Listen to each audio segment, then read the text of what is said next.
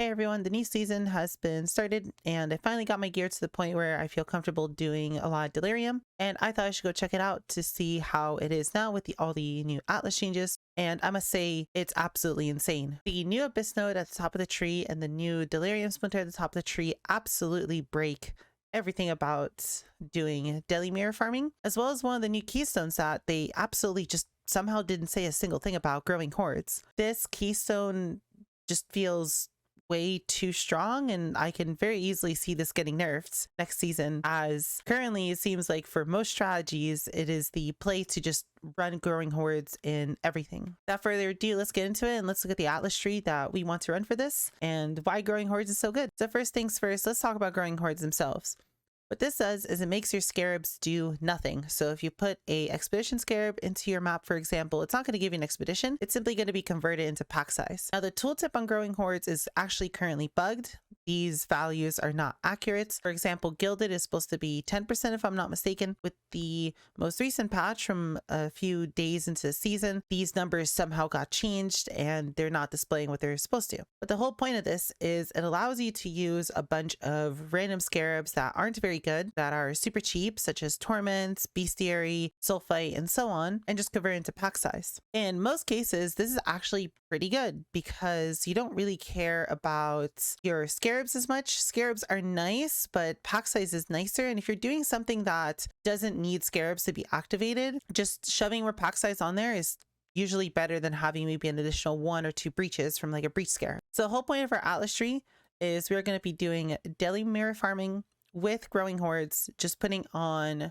more pack size and getting all of our guaranteed stuff at the same time. So the most important thing is we're going to be picking up this Delirium node over here and then this Delirium node over here. This node is probably the most overpowered node on the tree outside of growing hordes itself. +1 Delirium reward types at the end of your map basically means if you just hit 8 and then you kill the boss, it immediately bumps you up to 9. With this, we can eke out a lot of extra reward that we shouldn't have been able to get before, which makes the rewards at the end marginally better, but it also just gives you a lot more splinters when you combine it with Screaming Whispers. This is just 18% increased stack size along with 6% on the smallies. We are able to get a lot more splinters for substantially less effort now, which is really nice. These nodes have also been changed down here, which makes your fog a little bit slower, which is kind of nice. What I would recommend is you may pick up the 2 nodes at the top, which give you 6 additional seconds if you're struggling with clearing Delirium fast enough. But otherwise, I would probably just go through the bottom just so your Delirium ramps up a little bit faster. On top of that, we're going to be picking up just a bunch of freebies. So we're going to be running strong boxes. We are just picking up backup cash. You can also go for Vault of Mysteries if you want, although I feel like this is a little bit hit or miss. I don't really feel like it's worth 3 points. We're also picking up secret operations, but we are not picking up tamper-proof since we're going to be using a sextant to basically do what tamper-proof does. And then we're getting the free strong box at the bottom. We're also beginner running shrines. Shrines are really good for Delirium, especially since Drawn to Power gives you a bunch of monsters, and if we're stacking pack size, the monsters around the shrines are going to be juiced up as well, which is really nice. And then we're running Coveted Shrines just because having a chance for some quant and some rarity really does give you quite a lot of loot on top of what you're already getting. We're also going to be running blue altars. Now we are pathing by red altars, so you can simply choose to run red altars if you want instead. The choice is up to you. In my opinion, I've done a little bit of both red and blue, and they're both pretty much the same. They both have the big reward, which is the divine orbs, either from the boss or divine orbs from the eldritch monsters themselves. So you don't necessarily need to run one or the other. I would say red is maybe a little bit more consistent than blue. Blue has a lot more doubling, while red just has a lot more raw currency. And if you were to pick red, I would say to try and pick all of the things that give you embers more than anything else, as embers are worth quite a lot right now. We're also running Harbinger. We're just going to be picking up all the Harbinger nodes. We're specifically pathing to the top to get more Harbingers rather than to get more currency shards, as sure, we could have more chances at the new fracturing orb from the currency shards, but we just want more Harbingers to juice our Delirium even harder. And then with that, since we're doing so much pack size, we're going to be running Underground Kingdom, which gives us additional chance for abysses per pack size. Now we're going to have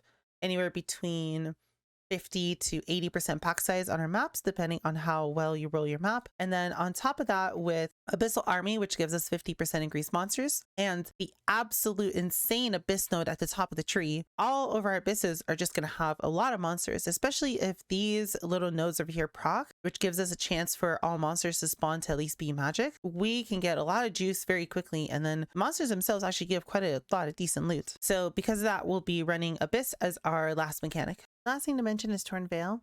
Now, personally, I think Beyond the season is super, super good.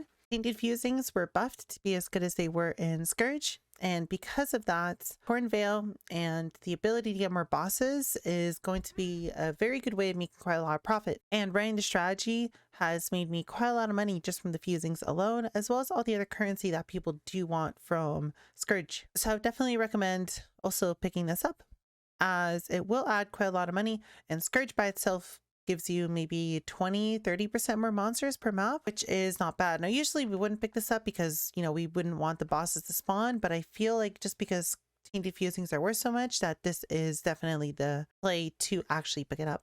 Last thing I mentioned about this tree is I don't actually have all my points. I have not done all the invitations yet, but in the description, I will have a tree with a full Atlas tree picked out if you do have your whole points. Basically, the only thing that is missing would be Compulsive Hoarder. This would be the last thing that we would pick up if you did have all of your points, and then maybe just like 1 point of pack size. That'll be in the description below. That's all about for the tree. I personally like to run Singular Focus simply because strands are worth around 5 to 6 chaos in bulk right now. And then the nice thing is strand is right next to Crimson Temple. So what we could do for our strategy is to favor all strands, then have 1 Crimson Temple, which makes basically around 80% of the drops, assuming I had all of my favorite slots unlocked, be either a strand or a Crimson Temple, which actually makes the currency conversion not really happen too often, and it makes your map sustain not only really good, but then you're also able to sell your Crimson Temples off to other people, as those are also worth around 5 to 60 each. Let's move on to the setup for this. So we're going to be running strands. You are free to do whatever long map you prefer,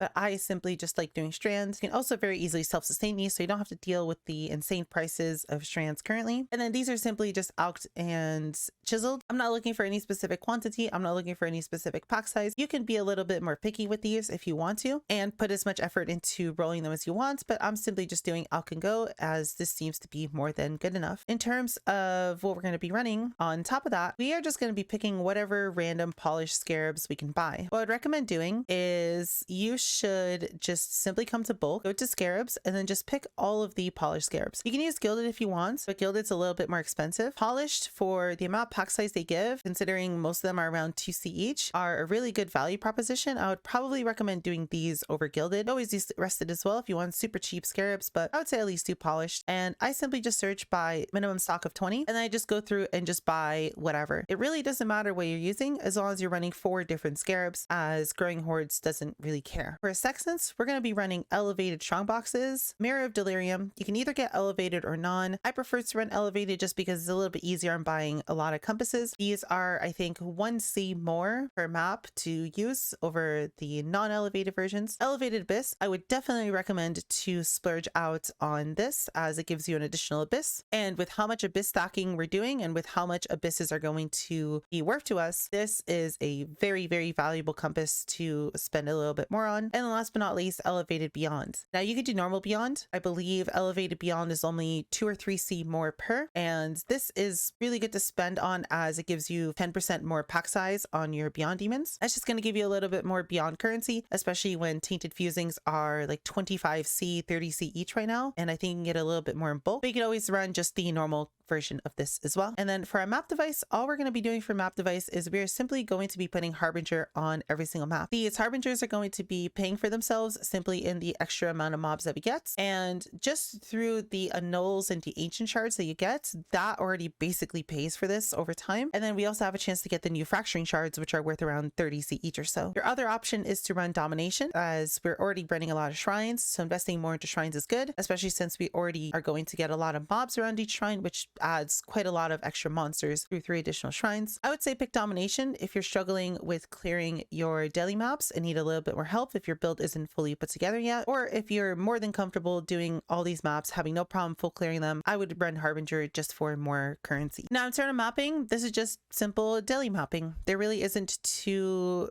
much to say here. You simply just want to hit the mirror. I prefer to wait a few seconds before killing the packs right in front of me. This is because the daily mirror takes a few seconds to kick in, and if you kill those mobs that are directly at the start of the map instantly, they're not going to count for your delirium and you miss a little bit of rewards. I also like going backwards a little bit to get the delirium monsters that spawn by the portal. Usually there's like 4 or 5 packs. It's worth spending a few seconds for it. What we're going to want to be doing is to follow all of the abysses around. If you are currently by an abyss or doing an abyss when it stops, the delirium fog isn't moving. And what we're trying to do here is we're trying to delay the fog from moving as much as possible. So we're going to try to find mechanics, and then we're going to try to stay around those mechanics and clear as much as we can around them to get free completion of the map without moving our fog at all. If you aren't the fastest, you are going to have the fog catch up to you, and you really want to kill the boss within the fog now, especially since it just gives you a whole full level for free. And because of that, we just want to follow abysses. We want to stand in the breaches and just clear more in front and behind while the breach is going. We want to trigger blights. Now blights are really special because you can actually go quite far away from the blights, as the whole lane, including where the portals are and where the pump are, count for being close enough to stop the fog. So you can go really far away from them and get quite a lot of your map done. Inside a sanctum as well, a few mobs spawn, so you might want to go inside your sanctums and clear the little delirium monsters in there. But other than that, we just want to clear through the map quickly, get everything done before the fog runs out, and then just end it and just move on to the next map. This is designed to be really fast mapping without you spending too much time in there. I think I was averaging anywhere between 3 to 5 minutes per map, depending on how many abysses I got, as sometimes the abysses take quite a long time, especially if all of them go to 4 pits. And we can probably knock out anywhere between 6 to 10 maps an hour, depending on how fast you go. Obviously, if you have a headhunter, your rate is going to be substantially faster, as these are very much headhunter maps. There's a lot of rare monsters. You can get very overpowered and go very quickly. But if you're playing more of a modest clear speed build, you'll probably expect to see anywhere between 6 to 8 maps an hour, maybe a little bit more. Obviously, you don't want to spend too much time in your hideout. This is meant to be a very fast mapping strategy versus a few maps per hour strategy to get the most out of it. All right, so let's go over the loot. This is the loot from 32 of these maps. I tried to do a little bit of a decent sample size just to have a pretty accurate look at what this strategy might give you, and these results are absolutely insane. If we look at excellence, excellence says I made 21.78 div. Now the problem is this number isn't accurate. We actually made more. So these cluster jewels up here, as well as 2 Black Scythe logbooks, as well as a blueprint that's worth about 15 C, are worth about 1 div. I also got a Sacred Grove memory and a Harbinger memory, and these together are about another div. So there's 2 div here that we're missing. On top of that, the prices for the delirium orbs, for example, the diviner ones, are actually currently around 10 to 15 C, while excellence has them at 10 C. So if we add another about half a div or so for the price difference on all of the delirium orbs, as it's pretty much wrong on most of them, we actually come out to 24 div in 32 maps. That comes out to exactly 150 chaos per one of these maps. And if we were to assume that every single one of these was ran at 5 minutes each, which I would say for the most part they were, this is around 9 div an hour or so, which is pretty much on par with what other people who have been doing this exact strategy have been getting themselves. Everyone who I've talked to who's doing something very similar was also getting around this amount of money per hour. If we look at the loot itself, it's very easy to sell a lot of this. If we just look at the tainted currency itself, this more than paid for what it costs us to put beyond on every single one of these maps. The tainted fusings alone pay for the sextants, so the rest of this is just pure profit. I also ended up getting 15 simulacrums, which comes out to around 140 shards per map that I ran, which I would say for the amount of investment that we're putting into this is pretty good. And if we want to look at all the costs, if we want to look at the costs, is the breakdown of everything I ran. So most of the compasses were worth about the same amount, with Beyond being slightly more. It's actually quite surprising that all 3 of these are still around 100 C each. For polished, just any random and polished, these are about 2C each, and then Harpy per map. So it costed me 40C-ish per map to run. If we adjust for that, that means I made 111C profit per map, or 17.84 div in total. I'm really surprised by this. If we look at my Delirium video from last season, the profit before accounting for map costs was 80C per map. And this time around, with growing hordes, with the change to the abyss nodes on the Atlas tree, we are hitting 150C per map, which is absolutely insane considering getting that 80C per map also costed more. So our total per map, when accounting for expenditure, was substantially lower than what it is now. I would say I'm making almost twice as much money per map running this strategy compared to just running almost the same exact thing last season. I think this is absolutely nuts. I would give it a go for yourself if you have a clear speed build. Keep in mind that you want to do this with something that clears fast. Being able to do Delirium maps is not for every single build. You do have to have enough clear speed. If you want some recommendations, maybe Spark, Venom Gyre, EK, all three of those should be okay to do this. There's obviously other builds as well, but those probably are my recommendations if you would want to play a build tailored specifically for this, and just go have some fun with it. This is insane money. Go buy all the polished gilded scarabs before they rise in price, because growing horde is disgusting, and I'm gonna make more videos of using the strategy in the future. That's all for this video. I appreciate you guys being here. If you have any questions, feel free to ask them in the comments. I also stream on Twitch. Feel free to come by and ask anything there. I'll be doing the strategy for the next day or so myself, so if you want to see it in person, be sure to come by and see how it does. I hope you have a wonderful rest of your day, and I'll see you in the next video.